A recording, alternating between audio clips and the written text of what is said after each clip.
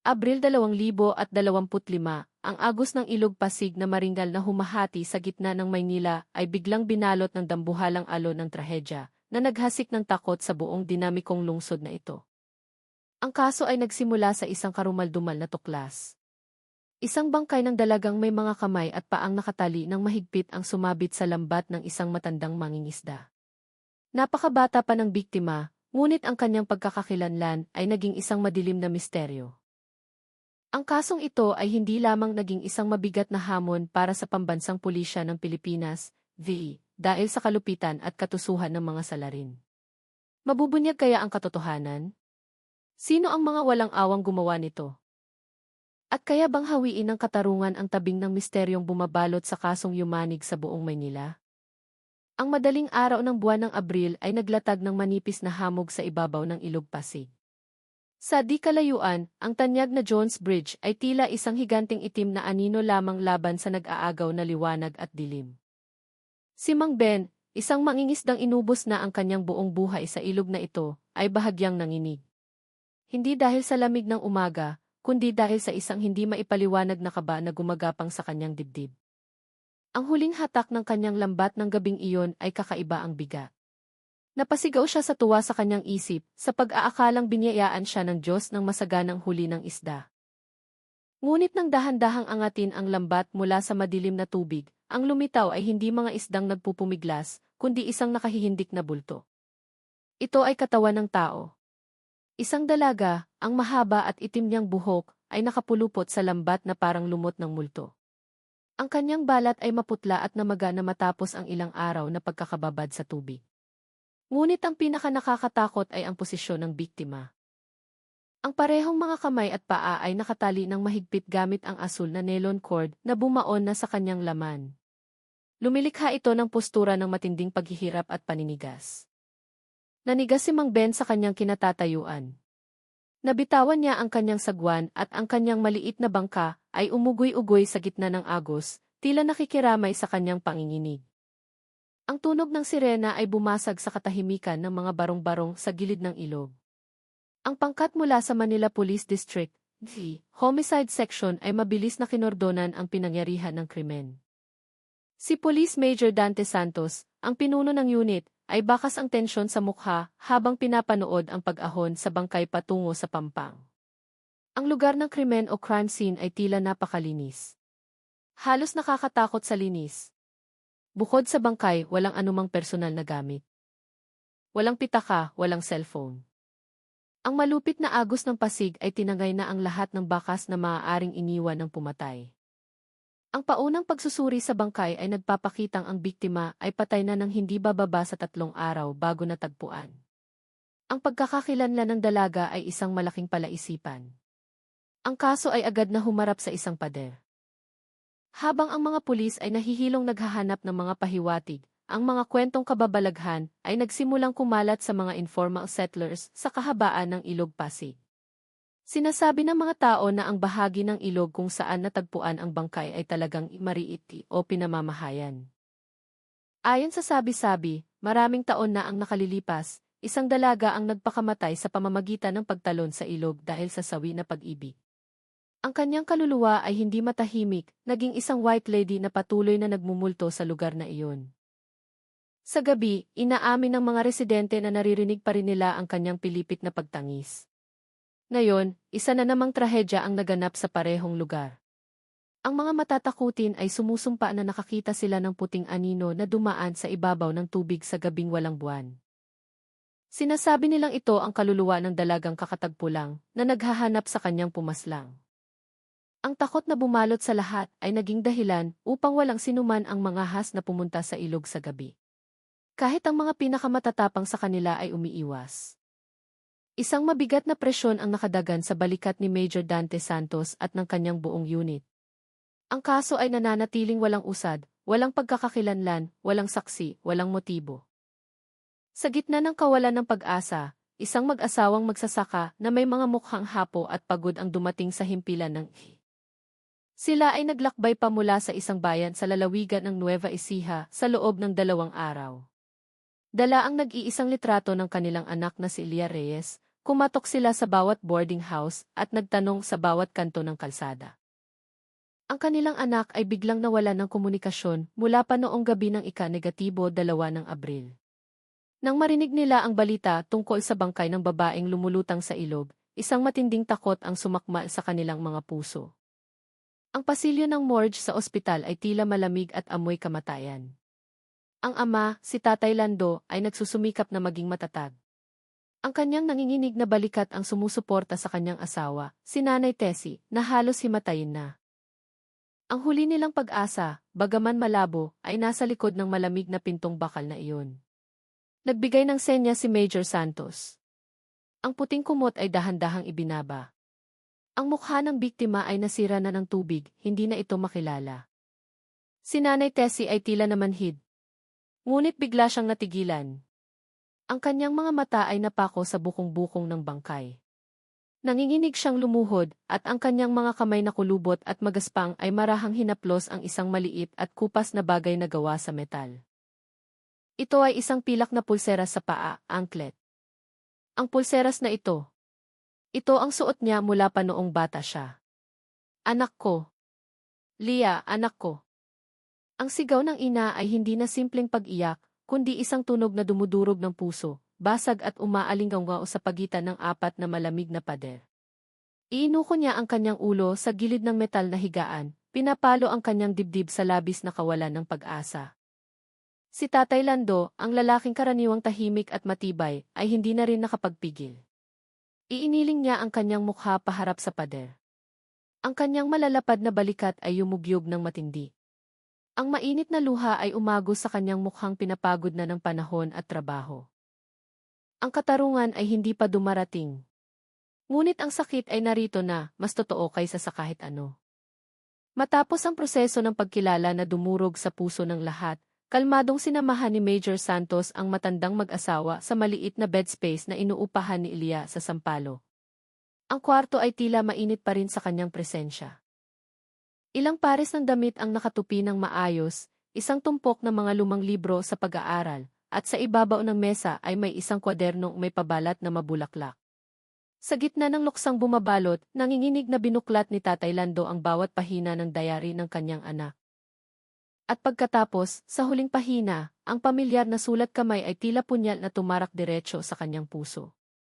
Petsa ika-1 ng Abril, isinulat ni Elia, bukas ang 3 araw ko ng trabaho sa himig ng gabi. Sabi ni Ate Rose na nakilala ko online, malaki raw ang sahod at hindi naman komplikado ang maging waitress. Sana maging maayos ang lahat para magkapera na agad si Tatay pang-opera. Himig ng gabi. Ang magandang pangalang iyon ay ngayon tila tunog ng isang sumpa. Ang kawalang malay ng dalaga at ang kalupitan ng realidad ay nagtagpo sa isang maikling pangungusap. Ang hangin sa kwarto ay tila nanigas. Ang pagluluksa ng pamilya ay napalitan ng nakakatakot na katahimikan. At sa mga mata ni Major Santos, ang apoy ng bagong determinasyon ay kasisindi pa lamang. Ang susunod na target ay malinaw na. Ang tihimig ng gabi, Ihis Bar ay matatagpuan sa isang mataong kalye sa Malate. Namumukod tangi ito dahil sa mga ilaw na niyon na kumukutitap at puno ng paanyaya. Ngunit para sa pangkat ng investigasyon, ang karangyaan sa labas ay nagtatakip lamang sa mga madilim at masalimuot na sulok sa loob. Ang manager na nagngangalang Rose, isang babaeng nasa edad 30 na may makapal na make-up, ay tila nakikipagtulungan naman, ngunit ang kanyang mga mata ay bahagyang umiiwas. Celia ba, sir? Kawawa naman ang batang iyon. Napakabait niya. 3 araw pa lang siyang nagtatrabaho dito. Noong gabing iyon, natapos siya ng madaling araw at umuwi na agad. Wala na kaming alam na iba pa, sabi ni Rose. Ang kanyang mga kamay ay walang tigil sa paglalaro sa singsing na bato sa kanyang daliri. Ngunit ang kasanayan ng mga investigador ay hindi lang natatapos sa mga salita. Ang hiling na makuha ang lahat ng recording ng TK's camera mula sa karaoke bar at sa paligid nito ay agad na inilabas. Daan-daang oras ng video mula sa iba't ibang anggulo ang ipinadala sa Digital Forensics Room. Masugid na sinuri ng mga eksperto ang bawat frame, inuulit-ulit ang mga sandali noong gabi ng ika-2 ng Abril at natagpuan nila ito. Ang video mula sa Kiki sa tapat ng East Bar ay nagpapakita na eksaktong 1 oras 17 minuto ng madaling araw. Inilabas ni Ilya ang kanyang motor na Honda Beat upang umuwi. Umalis siyang mag-isa. Ngunit 30 segundo lamang ang nakalipas mula sa isang tindahan o itapsilugan sa kabilang kalsada. Isang grupo ng 6 na lalaki ang nagmadali ring sumakay sa kanilang mga motor at humarurot sa direksyong tinahak ni Ilya. Isang detalye na napakaliit, ngunit hindi nakaligtas sa mata ng mga eksperto. Isa sa kanila, na tila siyang leader, ay tumuro sa direksyon ni Ilya. Ang kanyang bibig ay gumalaw, nagsasalita at tumatawa ng may masamang kahulugan. Agad na pinalaki ang larawan ng 6 na lalaki at sinimulan ang pagkilala. Ipinatawag ang may-ari ng tindahan para kuhanan ng pahayag. Nanginginig niyang kinumpirma na ang grupo ng mga lalaki ay nakatambay sa kanyang pwesto mula pa noong gabi. Mukhang may kinaiinisan sila sa loob ng karaoke sa tapat. Bahagya kong narinig na nagmumura sila at sinabing, turuan natin ng leksyon ang babaeng yan, salaysay ng may-ari ng tindahan. Isang karera laban sa oras ang nagsimula sa pamamagitan ng mga hakbang operasyonal ng pulisya.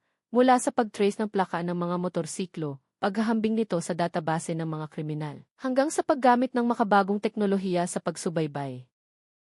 Ang pagkakakilanlan ng 6 na suspect ay unti-unting nabunyag. Sila ay grupo ng mga tambay na walang trabaho at may mga naunang record sa pulisya dahil sa panggugulo at pananakit na nakatira sa iba't ibang distrito ng Maynila tulad ng Tondo at Sampaloc. Samantala, isang grupo naman ang bumalik sa lokasyon kung saan unang natagpuan ang bangkay. Sa pagkakataong ito, hindi lang sila sa pampang naghanap. Isang pangkat ng mga propesyonal na maninisid mula sa Philippine Coast Guard at Maritime Group ang ipinatawag upang suyurin ang ilalim ng ilog Pasig ng masinsinan. Ang malakas na agos at labo ng tubig ay nagpahirap sa trabaho. Matapos ang ilang oras na pagsisid sa malamig na tubig, isang maninisid ang nagbigay ng senyas. Nahanap na nila. Nabaon sa ilalim ng putik, hindi kalayuan sa kung saan natagpuan si Ilya, ay ang kanyang motorsiklong Honda Beat. Ang unahan nito ay nayupi at ang isa sa mga side mirror ay basag. Ang mga bakas ng panlalaban at karahasang pisikal ay naging napakalinaw. Ang lahat ng piraso ng puzzle ay nagsimulang mabuo. Isang grupo ng mga siga, isang pagbabanta, habulan sa gabi, at isang motor na pinatumba. Ang tabing na misteryo ay dahan-dahan ng nahahawi. Ang warrant of arrest ay agad na nilagdaan. Gabi na at ang buong lungsod ng Maynila ay mahimbing ng natutulog. Ngunit sa himpilan ng AC, ang atmosfera ay kasing igting ng kwerdas na banat na banat. Dose-dose ng mga piling detective mula sa anti-crime unit ang hinati sa 5 team upang sabay-sabay na kumilos sa katahimikan.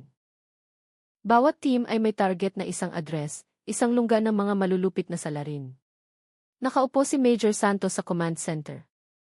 Ang screen sa kanyang harapan ay nagpapakita ng lokasyon ng bawat team at ang kanyang earpiece ay nakakasagap ng mga ulat na maikli at tiyak.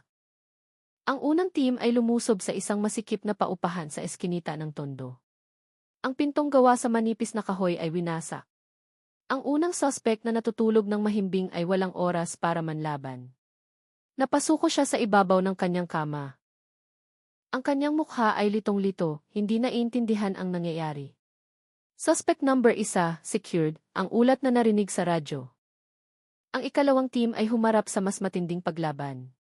2 suspect ang nag-iinuman sa isang bilyaran sa Sampaloc. Nang makita ang mga pulis, itinaob nila ang mesa, nagbato ng mga bote, at sinubukang tumakas sa pinto sa likod. Ngunit ang lahat ng labasan ay hinarangan na. Ang bakbakan ay nangyari sa isang iglap. Gamit ang teknik sa pagdedepensa, nagawang patumbahin at pusasan ng mga detective ang dalawa, kahit pa sumisigaw at nagmumura ang mga ito ng walang habas. Sa parehong oras sa isang liblib na lugar sa probinsya ng Bulacan, sa pinggiran ng Metro Manila, ang 2 pang suspect ay nagtatago sa bahay ng isang kamag-anak. Mas naging alerto sila. Nang mapansin ang paggalaw, tumalon sila sa bintana at tumakbo papunta sa madilim na palayan.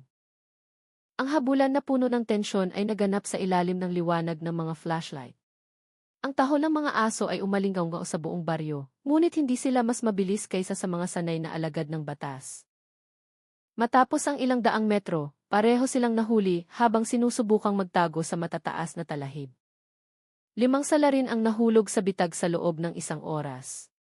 Ngunit ang lider nilang si J. Bato Cruz, ang taong tumuro kay Elias sa Kihi, ay hindi pa rin matagpuan. Tila naglaho siya sa Maynila. Ang utos para sa Imanhunt Charlie o malawakang paghahanap ay inilabas. Ang mukha ni J. Bato ay lumabas sa bawat balita sa Tsihi at kumalat ng mabilis sa Facebook at social media. Ang presyon mula sa batas at galit ng publiko ay lumikha ng isang hindi nakikitang bilog na sumasakal sa kanya.